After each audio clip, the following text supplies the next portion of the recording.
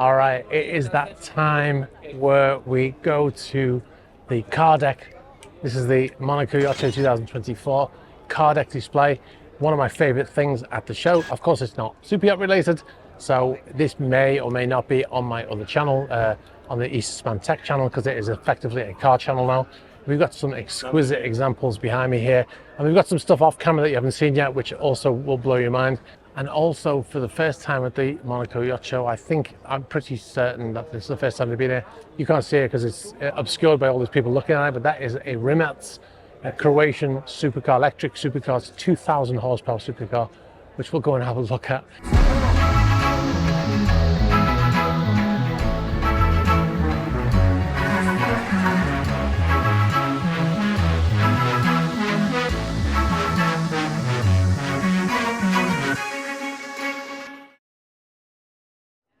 All right, so we'll do our walkthrough. We've got I think this is a 575. I'm not sure. I can't tell the distance between the 550 and the 575. So you can let me know in the comments if you know. This is a Ferrari 16M, which is effectively a Scuderia convertible or Spider. Quite old now, actually, but it looks like a new car inside. It's absolutely flawless inside. Now, obviously, we've got the Ferrari Enzo, which is the first hypercar, really. First Ferrari hypercar, should I say. This was named after, obviously, Enzo Ferrari. And this was, until the LaFerrari came out in the background there, the ultimate Ferrari. Yeah, it still is, probably for a lot of people, the ultimate Ferrari. In the background there, we've got a 599. That is a GTO. Incredibly rare. There's actually a chap in Monaco who has a red one of these. I see parked out in Casino Square quite often. And then, of course, we've got LaFerrari. This is the current ultimate hypercar Ferrari that you can buy. This is obviously the hybrid Ferrari hypercar, but unlike the other two in what they call the Holy Trinity, Porsche and the McLaren, this one, the hybrid part of this car was only to make it faster. You couldn't drive around in electric mode. At the time, I don't know whether they changed that at any point, but that's what it was like when it came out. You can see the incredible engine in there. It's absolutely fantastic. They've even built its own stand for this car to make it look its absolute best. Now, interestingly, out of all the cars that are here in this section, obviously we've got a Shmee yellow AMG GT there, which is Shmee 150. He has one of these cars, but he also loves this color, but he's got a newer Black Series painted in that very color. Now, of all the cars that are here, my favorite car in this section, at least, there's got some classic Mercedes there, is this car here, believe it or not. This is a 1950s Mercedes 300 SL Gullwing. Now, you can see it looks like it just come from the La Carrera Panamericana rally, but I have a feeling this is not one of the cars that drove in period. I'll give you, there's a few clues here. I haven't spoken to anybody in this section. I'm going to try and find out, but there's a lot of stickers on here referencing those original things. There's a lot of scrutineering things inside the car here.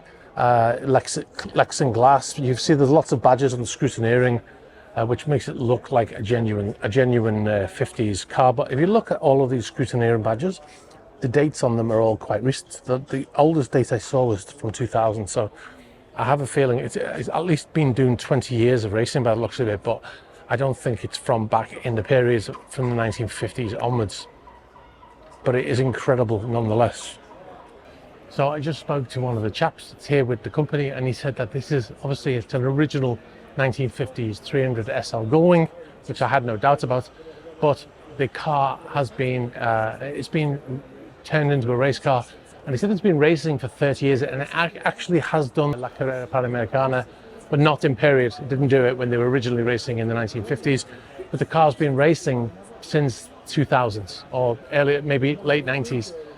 Regardless, it looks absolutely amazing, and it's got all of that pedigree of the races and the scrutineering, and I think it looks absolutely fantastic. So, so far, of all the cars I've seen, I think this is, in actual fact, I've seen all the cars here, and I think this is the one that I would take if I had free choice.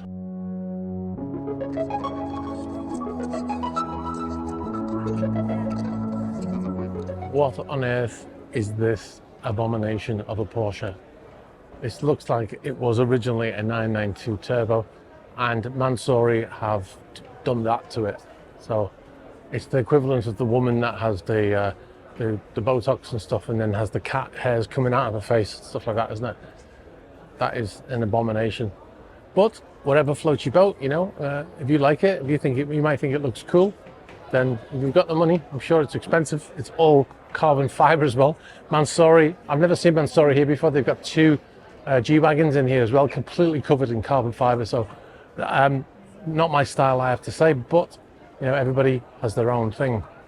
Now we've got Brabus are here. Now, if you don't know who Brabus are, they basically take Mercedes cars, mostly Mercedes cars, and they make them absolutely mental. And this has got 900 horsepower. So, and they do that with all of the cars. Absolutely crazy. Now, more recently, last year they had a 911 here that had had the Brabus treatment. I don't know if it's here. There's a 911 cab over there. I don't think that's the car that was here last year. Now Brabus you have two departments of Brabus, I believe. You have this crazy modified version with massive amounts of power and ridiculous things sticking out of them. Not as bad as Mansory. And then you have Brabus Classic, and that's what that car is over there. They take old Mercedes and they nut and bolt restoration, put them back to 0 miles, and then you know you can buy them and they're like €1 million. So yeah, Brabus here every year. I actually did a talk with Brabus last year with the chap from Brabus, and he went around the cars and talked. So maybe I'll post a link to that, because it's so crazy busy in here right now that I don't think I'm going to be able to do that this year. And the reason why it's so busy is on the last day they let the locals come in free of charge, so they all come in on the last day, and it gets absolutely mad crazy, which I forgot about, so I didn't get a chance to come in here earlier.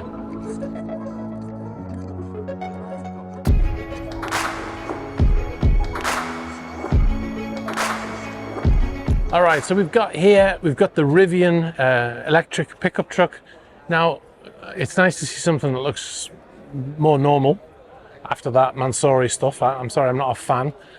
This is interesting, and it always makes me smile a little bit, because there was a TV show called Long Way Up, where they traveled from the tip of South America up to LA, and they used the experimental versions of these cars.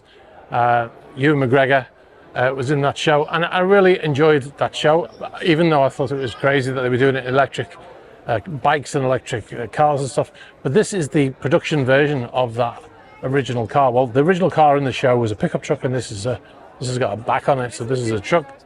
But they've got two of them here. You can't get Rivians in the UK yet. I don't know whether they're planning to release them. They are very big. I have a feeling they would be too big for UK roads. But they've got them here in Monaco, and the roads in Monaco are even smaller than they are in the UK. So maybe it's just a worldwide audience they're bringing it to. Maybe they're not actually for sale in Monaco. I don't know. I've walked in here blind from doing the yacht, so there might be a sign somewhere saying that they're starting to sell them here. There might be a dealership here, I don't know. So this one is more representative of what was in the TV show, the pickup version of the car. I don't know what this is about here. It's quite interesting.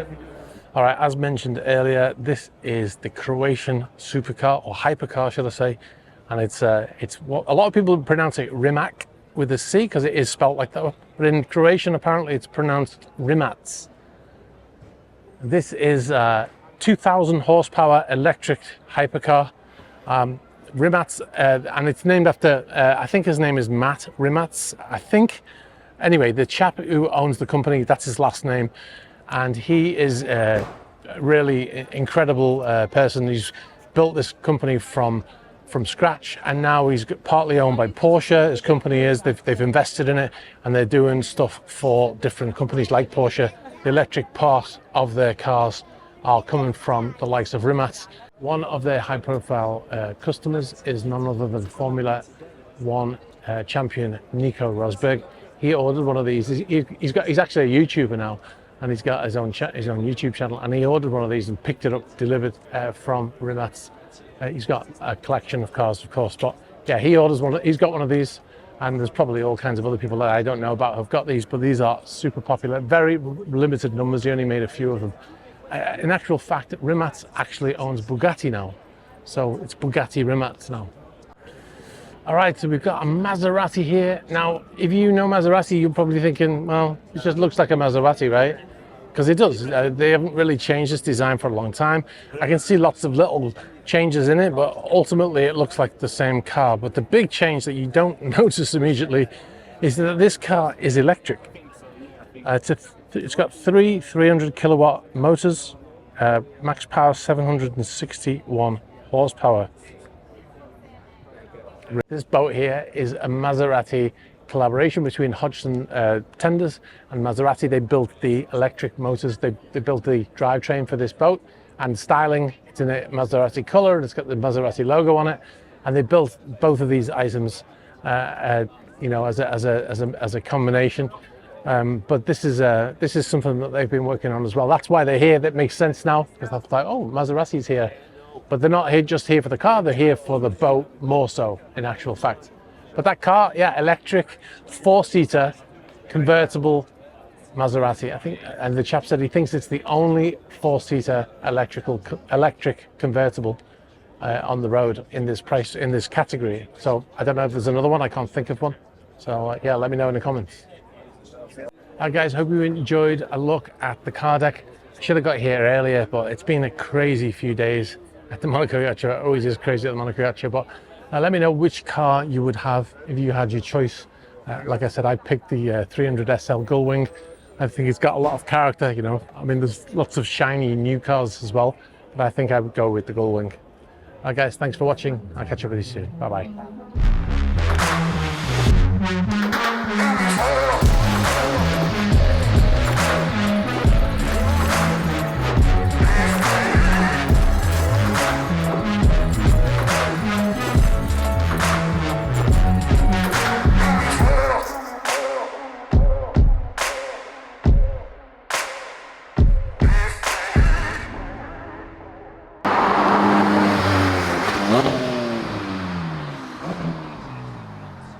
I've arrived at the meet, and the chap's new Spider RS is here. He just parked it next to my car so I can do a little bit of a comparison. It's got 69 miles on it.